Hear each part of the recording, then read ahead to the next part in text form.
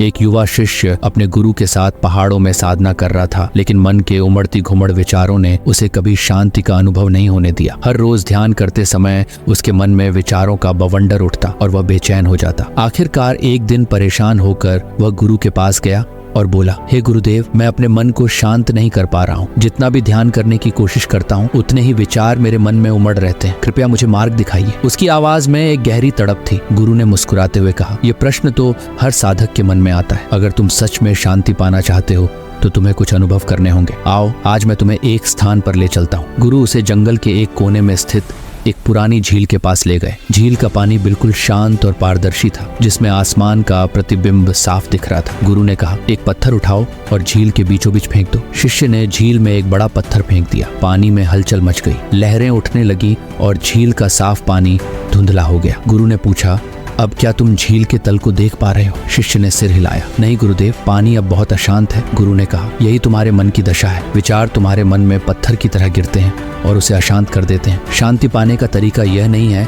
कि तुम इन विचारों से लड़ो या उन्हें रोकने की कोशिश करो, बस इनका साक्षी बनो। समय के साथ जैसे यह झील शांत हो जाएगी वैसे ही तुम्हारा मन भी होगा। शिष्य ने झील को ध्यान से देखा। जैसे जैसे समय बीता, पानी की लहरें धीरे धीरे शांत होने लगी और फिर से झील के तल में पड़े पत्थर और मिट्टी साफ दिखाई देने लगे। गुरु ने कहा, अब देखो, बिना किसी प्रयास के झील फिर से शांत हो गई। इसी तरह जब तुम विचारों के साथ बहने से इनकार करोगे और उन्हें केवल देखोगे तो तुम्हारा मन भी शांत हो जाएगा। शिष्य ने इस उपदेश को आत्मसात किया, लेकिन मन की हलचल शांत करना इतना आसान नहीं था। वापस आश्रम लौटने के बाद उसने ध्यान में बैठकर गुरु की बातों को ध्यान में रखते हुए अभ्यास करना शुरू किया। हर सुबह शिष्य ध्यान करता, लेकिन पहले की तरह विचार उसके मन में आकर उसे भटका देते। वह अक्सर सोचता, मैं इन विचारों को रोक क्यों नहीं पा रहा? क्या मैं सही साधना कर रहा हूँ? लेकिन फिर उसे गुरु की बात याद आई, विचारों से लड़ाई नहीं करनी है, उन्हें देखना है। शिष्य ने धीरे धीरे अपनी साधना का तरीका बदल दिया। अब वह विचारों को रोकने के बजाय उन्हें आने जाने देता,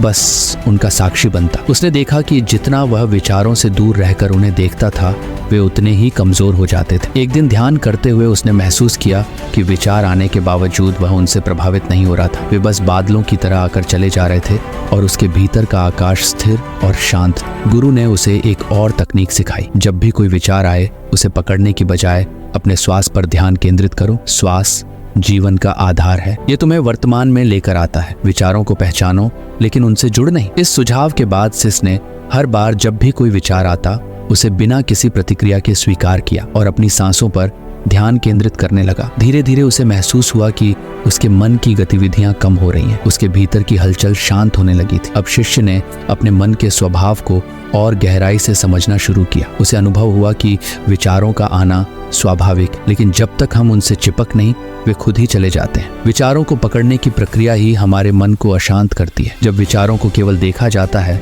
तो वे निरर्थक हो जाते हैं और मन अपने स्वाभाविक शांति की ओर लौट जाता है। शिष्य की साधना धीरे धीरे गहरी होती चली गई। अब वह ध्यान के दौरान अधिक समय तक शांत रह सकता था और जब विचार आते भी थे तो वे उसे विचलित नहीं कर पाते थे। एक दिन गुरु ने उससे पूछा, अब तुम्हें कैसा अनुभव हो रहा है? शिष्य ने कहा, हे गुरुदेव, मैं पहले से बहुत शांत हूँ, लेकिन अब भी कभी कभी विचार आते हैं। गुरु ने कहा, यह अच्छा संकेत है। विचार आना बुरा नहीं है, विचारों से जुड़ना बुरा है। अब तुम उस बिंदु पर हो जहाँ तुम विचारों को देख सकते हो और उन्हें जाने दे सकते हो। यही साक्षी भाव है। गुरु ने आगे समझाया, जब तुम्हारा मन शांत होता है तो यह दर्पण की तरह साफ हो जाता है। इस स्थिति में तुम अपने असली स्वभाव को देख सकते हो। शांति कोई बाहरी चीज नहीं है, ये तुम्हारे भीतर ही है, जैसे झील के नीचे की सतह हमेशा मौजूद होती है। शिष्य अब समझ चुका था कि शांति पाने के लिए बाहर की दुनिया को नियंत्रित करने की जरूरत नहीं है। असली शांति भीतर की यात्रा में है। उसने कई महीने ध्यान की, गहरी साधना की और फिर एक दिन ऐसा आया जब उसने पूर्ण शांति का अनुभव किया। उस दिन जब शिष्य ध्यान में बैठा,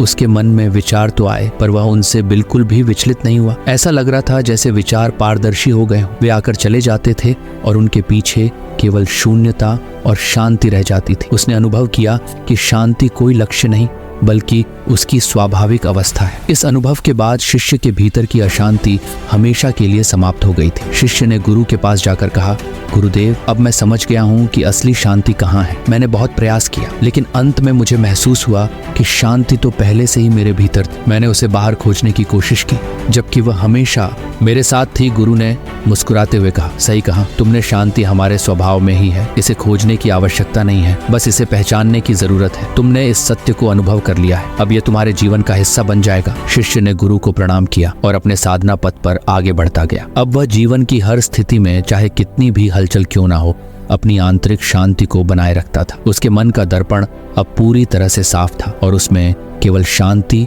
और स्थिरता का प्रतिबिंब था। यह कहानी इस बात को स्पष्ट करती है कि शांति बाहरी परिस्थितियों से नहीं आती, बल्कि यह एक आंतरिक अनुभव है। जब हम अपने विचारों को साक्षी भाव से देखते हैं और उनसे जुड़ते नहीं, तब हमारे भीतर की शांति स्वतः प्रकट हो जाती है। यही शांति जीवन की सच्ची समझ का आधार है और यही साधना का अंतिम उद्देश्य भी है। संगीत।